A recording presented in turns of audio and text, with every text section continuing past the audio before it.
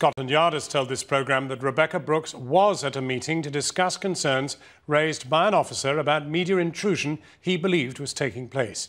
As Channel 4 News revealed last night, a murder detective and his wife, the Crime Watch presenter Jaquie Haymes, claimed they were put under surveillance by News International in 2002. Today, Jaquie Haymes said she also feared details from her police file had been sold by someone in the police force to the News of the World. Our Home Affairs correspondent Andy Davies has this exclusive report. Well, I'm very pleased with the response. Last night, Channel 4 News revealed that a senior murder detective, Dave Cook, and his then-wife, Jaquie Haymes, a former detective and Crime Watch presenter, had been targets of the News of the World. They had evidence at the time that the News of the World had effectively put them under surveillance in 2002, just days after they both appeared in this Crime Watch episode. Violent attack on 2 students in Liverpool earlier this year. But it wasn't until a few weeks ago that Dave Cook and Jaquie Haymes were told they may have had their phones hacked too.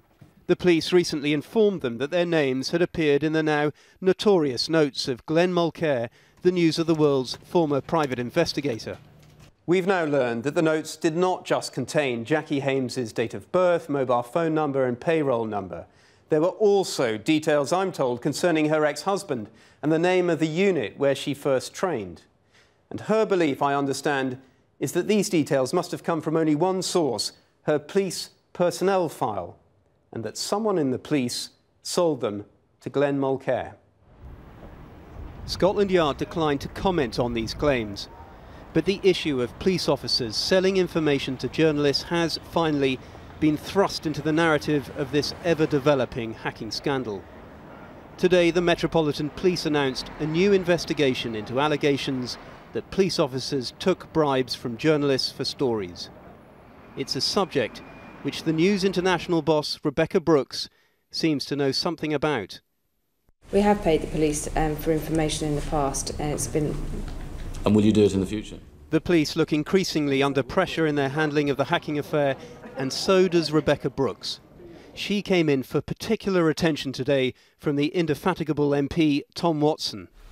I want to inform the House of further evidence that suggests Rebecca Brooks knew about the unlawful tactics of News of the World as early as 2002.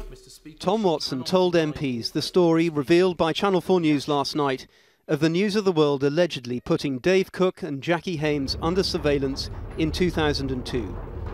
He alleged that it was because Cook was at the time investigating the 1987 murder of Daniel Morgan. That suspects in that case had links to the News of the World and were in effect trying to discredit the lead detective in the case, Dave Cook, and thus derail the investigation. News International was paying people to interfere with police officers and were doing so on behalf of known criminals. We know now that News International, Mr. Speaker, had entered the criminal underworld. Whatever the truth might be, we have now confirmed that the police did confront Rebecca Brooks about the alleged surveillance 8 years ago. The police have admitted for the first time to Channel 4 News that there was a meeting at Scotland Yard on the 9th of January 2003. It was held, we understand, in the office of Dick Fedorcio, the Met's long-standing Director of Public Affairs. A Scotland Yard commander, Andy Baker, was present. Dave Cook was there, and so too Rebecca Brooks, then editor of the News of the World. Cook, it's understood, raised serious concerns with Brooks about the News of the World's activities and about the conduct of one of its journalists. So what did Rebecca Brooks do? This morning we wrote to News International, asking them about the alleged surveillance of the detectives, about what Rebecca Brooks said when confronted by the police, whether she raised it with her bosses at News International at the time, and whether any action was taken in respect of the concerns raised by the police. News International have not yet responded to these questions. And Andy Davies joins us now live in the studio. Andy, so nothing more from News International?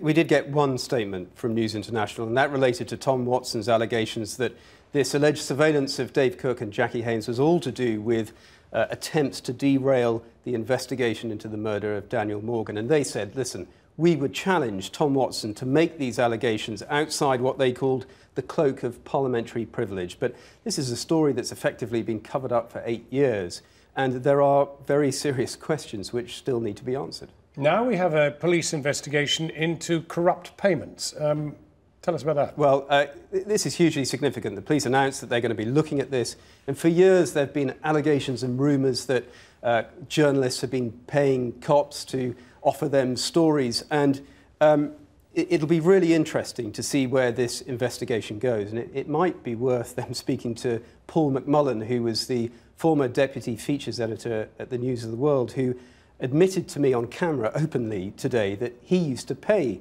police routinely for stories, and that his boss there at the time, Rebekah Brooks, knew all about it. And I asked him whether it was accepted practice at the News of the World. Yeah. You start, I mean, even when you're a local newspaper journalist, it's a criminal offence.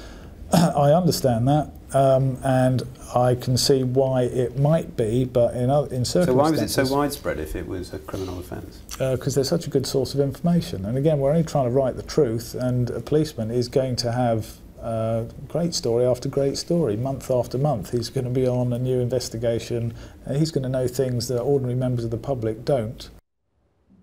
So the police will investigate these payments. I mean, how far will they go? Will we learn anything?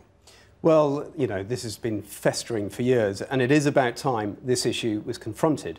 But a very senior detective who left Scotland Yard recently talked to me about this and said this issue featured several times within the offices of Scotland Yard.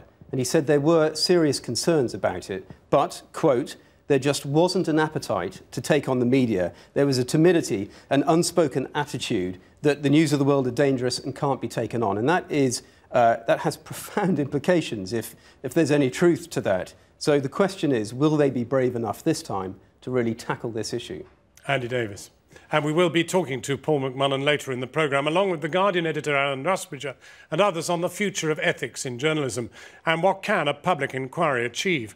Plus, do go to our website at channel4.com/for news for more extensive coverage of today's Commons debate.